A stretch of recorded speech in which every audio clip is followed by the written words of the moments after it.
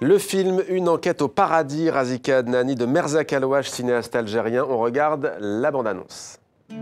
علي انتما جورناليست معايا شوفي لقيت لك واحد الفيديو يقولوا لهم باللي يقولوا للرجال كي يطلعوا الجنه كاين 72 حوريه تسنى فيهم حور العين. كيفاش تتخيل الجنه؟ كي نتصوروا ليه كي نروحوا ليه نعودوا نعيشوا الحياه الابديه ما تبانلناش بزاف. هذه في الحياه وحده عصلوا بها يدو 72. Et dire que le discours marche, c'est ça aussi qui est le plus dangereux. C'est comme ça qu'on attire les djihadistes.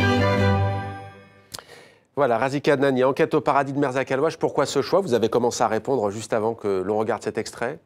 Je l'ai choisi parce que pour moi, il s'inscrit dans le thème de mon dernier livre, Islam, quel problème, les défis de la réforme, étant donné que ce film, pour moi, est un exemple concret de l'anéantissement, justement, de la pensée, autant que faculté de réflexion, et de la raison, autant que faculté rationnelle.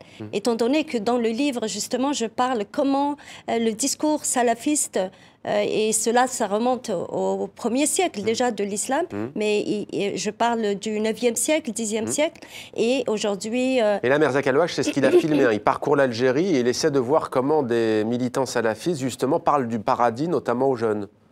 Et au fait, ça, c'est un exemple, mais pour moi, il nous montre comment certains musulmans qui sont pris dans ce discours littéraliste, salafiste, quand il s'agit de la religion, ils ne réfléchissent plus.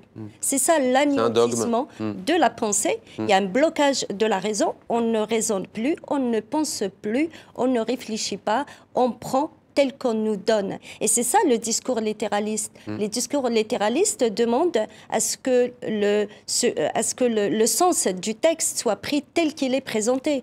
Donc on prend, mais on ne réfléchit pas. Et donc dans ce film, on voit cet anéantissement de la pensée et comment on prend sans réfléchir, on prend au point où on prend tout ce qu'on nous raconte. Même quand c'est complètement...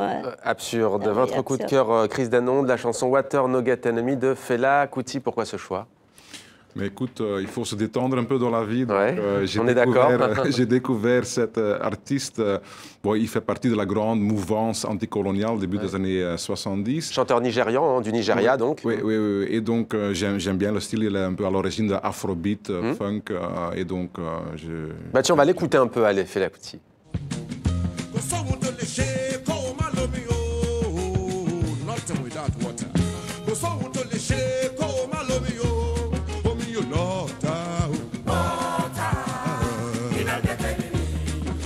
Lord.